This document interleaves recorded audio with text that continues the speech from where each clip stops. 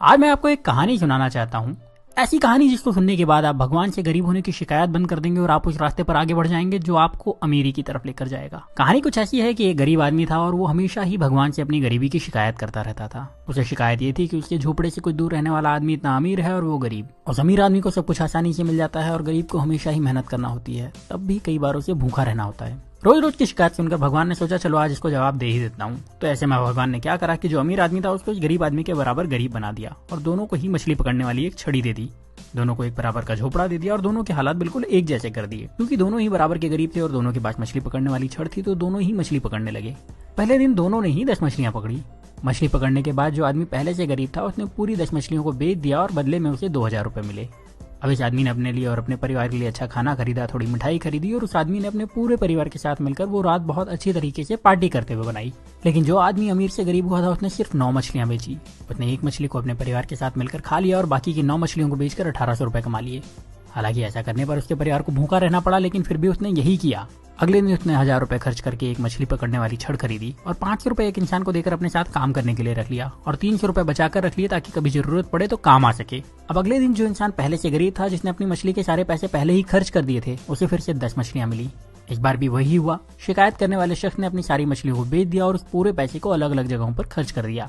लेकिन जिस इंसान को भगवान ने गरीब बना दिया था उस इंसान को अब 20 मछलियां मिली। इस बार उसने 18 मछलियों को बेचा और 2 मछलियों को अपने परिवार के साथ खाकर सो गया। इस बार उसके परिवार को थोड़ा खाना ज्यादा मिला, लेकिन उनका पेट ठीक से भरा नहीं था। फिर भी किसी ने शिकायत नहीं की। अगले दिन फिर वही हुआ और जिस इंसान को भगवान ने गरीब बनाया था उसने 18 मछलियों को बेचे हुए 3600 रुपए से 2000 रुपए निकाल करके 2 छड़ और खरीदी और उसके साथ ही 3 लोगों को अपने साथ काम करने के लिए रख लिया, हर एक को 500 रुपए देकर के। उसके पास 100 रुपए अभी भी बचे थे तो उसने वो पैसे बचत में लगा दिए। उस दिन भी शिकायत करने वाले को सिर्फ 10 मछलियां मिली, उसे 2000 रुपए मिले और उसने उन सारे पैसे को फिर से किसी न किसी जगह पर बहाने बनाकर के खर्च कर दिए और उसके पास जरा भी पैसे उसने नहीं बचाए। लेकिन दूसरे शख्स को शाम होते होते 40 मछलियां मिल चुकी थी। उस शाम को इस अमीर से गरीब बने इंसान ने अपने परिवार को 4 मछलियां दी, जिसके बाद उस परिवार ने पेट भर के खाना खाया और उसने बाकी की 36 मछलियां बेच दी और उसे 7200 रुपए कमाए। अगले दिन उसने 3000 रुपए में 3 छड़े और खरीदी और अब उसके पास कुल 7 छड़े हो चुकी थी। उसके पास कुल मिलाकर अभी भी 4600 रुपए बचे थे, तो उसने 7 लोगों को बुलाया, हर एक को 500 रुपए दिए और उन्हें मछली पकड़ने के लिए रख लिया और खुद उनके काम पर नजर रखने लगा। इतना पैसा खर्च करने के बाद भी उस इंसान के पास 1100 रुपए बच गए थे। जब शाम हुई तो इस इंसान के पास 70 मछलियां थी। उसके पास पहले से ही 1100 रुपए थे। उसने दिन भर कोई काम नहीं करा था तो वो ज्यादा थका हुआ भी नहीं था। उसके पास 7 छड़े थी जो कि इसकी ही थी, उसकी एसेट थी। उसके पास काम करने वाले लोगों की एक टीम थी जो उसके लिए काम करती थी। और शाम को इस इंसान ने 66 मछलियों को बेचकर 13,200 रुपए कमाए। उसके पास पहले के बचे हुए 1100 रुपए तो थे ही, मतलब अब उसके पास अच्छी खासी पूंजी भी थी और अब उसने परिवार को मछलियों के साथ अच्छा खाना भी खिलाया। अगले दिन उसने फिर से कुछ छड़े खरीदी, इस बार ज्यादा लोगों को काम पर रखा और पहले से ज्यादा पैसे कमाए। रात को परिवार के साथ मछलियां खाई और थोड़ा अच्छा खाना भी खाया। वो आदमी यही काम हर रोज करता रहा और थोड़े दिन में पहले से ज्यादा अमीर हो चुका था। उसने अपने पुराने घर को फिर से खरीद लिया और अब उसके लिए मछली खाना मजबूरी नहीं शौक था। साथ ही अब उसे काम करने की जरूरत नहीं थी क्योंकि उसने अपने काम की देखभाल के लिए कई मैनेजर्स, अकाउंटेंट और दूसरे लोगों को रख लिया था और वो अपने पैसे दूसरी जगह इन्वेस्ट भी कर सकता था। लेकिन जो शिकायत करने वाला इंसान था वो अभी भगवान से यही शिकायत कर रहा था कि भगवान आपने मुझे गरीब क्यों बनाया और उस अमीर इंसान को इतना आराम क्यों दिया।